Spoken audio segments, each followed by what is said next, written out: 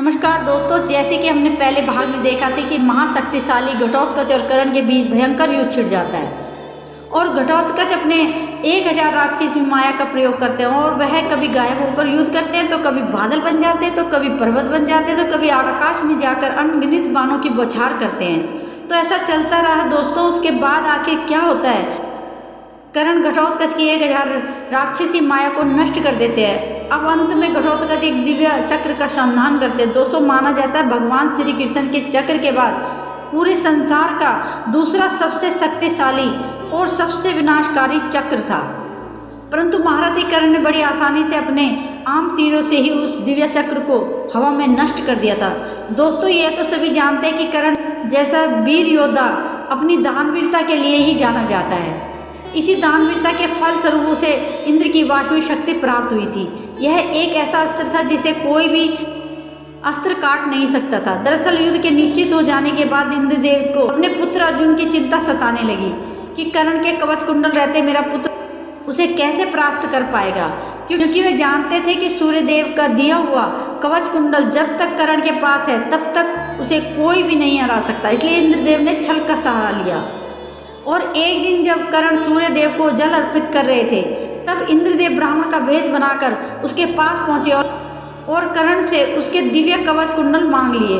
और उसके बाद कर्ण ने उस ब्राह्मण रूपी इंद्र को अपना कवच कुंडल दान में दे दिया और फिर उस ब्राह्मण रूपी इंद्र से बोले कि हे ब्राह्मण देव, आप अपने असली रूप में आइए, क्योंकि मैं जानता हूँ कि आप देवराज इंद्र, आज आप मुझसे कवच कुंडल मांगने आए हैं। कर्ण के मुख से ऐसी बातें सुनकर देवराज इंद्र उसी समय अपने असली रूप में आकर बोले कि हे कर्ण, तुम्हें मेरे बारे में किसने बताया, और जब तुम जानते थे तो आज सूर्य को अर्घ दिया ही क्यों? तब कर्ण ने कहा कि हे देवराज इंद्र, यह सारी बातें मेरे पिता सूर्य ने रात में बताई थी और मुझे सुबह अर्घ देने से भी मना किया था। परंतु देवेंद्र, अब आप ही बताइए कि मैं अपने धर्म से विमुख कैसे हो सकता हूँ। तब इंद्रदेव ने कहा कि हे कर्ण, तुम महान हो। इस दुनिया में आज तक तुमसे बड़ा दानी न कभी हुआ है और न ही पृथ्वी के अंतकाल तक कोई होगा।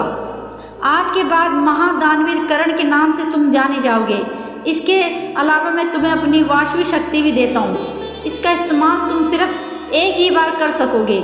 उसे इस ब्रह्मांड की कोई भी, उसे इस दुनिया की कोई भी शक्ति नहीं बचा सकेगी।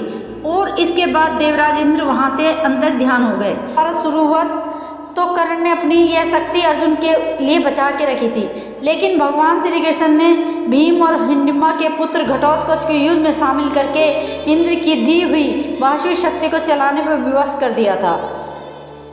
इन तीनों शक्तियों के अलावा कर्ण के पास अनन्य पाशुपतास्त्र, रुद्रास्त्र, ब्रह्मास्त्र, ब्रह्मांडास्त्र, भार्गवास्त्र, गरुड़ास्त्र, नागपाश अस्त्र और नागपाश अस्त्र और भी कई दिव्य अस्त्र थे। मंत्रों से संधान किया जा सकता था। इन अस्त्रों को चलाने के लिए महारथी कर्ण अपने विजय धनुष का इस्तेमाल किया करते थे। और दोस्तों, महाभारत युद्ध जिस समय अर्जुन ने कर्ण का वध किया उस समय कर्ण के हाथ में वह विजय धनुष नहीं था। अगर उस समय उसके वह विजय धनुष होता तो अर्जुन कभी भी उसका वध नहीं कर पाते। अब अपने दिव्य चक्र को यूं ही एक लकड़ी की तिल्ली की तरह नष्ट होता देख घटोत्कच बहुत ही ज़्यादा क्रोधित हो जाते हैं और वह अंत में अपना सबसे शक्तिशाली अस्त्र महादेव द्वारा दिया हुआ ब्रज कर्ण पर चला देते हैं, जो घटोत्कच ने महादेव से कठिन तपस्या करके प्राप्त किया था। भगवान शिव का यह ब्रज इतना ज़्यादा शक्तिशाली था कि तीनों लोगों में इसको कोई नहीं रोक सकता था। यहाँ तक कि देवता और देवताओं के राजा देवराज इंद्र भी इस ब्रज को रोकने में असमर्थ थे। अब घटोत्कच क्रोध में भर के पूरी शक्ति से कर्ण के ऊपर भगवान शिव का यह ब्रज चढ़ा देते हैं, जिसे देखकर महारथी कर्ण अपने धनुष को रथ में रखते हैं और रथ से नीचे उतर जाते हैं और वह भगवान शिव के उस ब्रज की ओर दौड़ते हैं और उसको हवा में ही अपने खाली हाथों में पकड़ लेते हैं। दोस्तों, इसे देखकर देवता भी आश्चर्यचकित हो जाते हैं। फिर उसके बाद महारथी कर्ण इस ब्रज को वापस घटोत्कच के ऊपर ही फेंक देते हैं। फिर घटोत्कच रथ से कूदकर अपनी जान बचाते हैं और वह ब्रज घटोत्कच के रथ और घोड़े को सारथी को भस्म कर देता है और धरती में समा जाता है। इस प्रकार महारथी कर्ण ने महादेव के अस्त्र को अपने हाथों से रोक लिया था।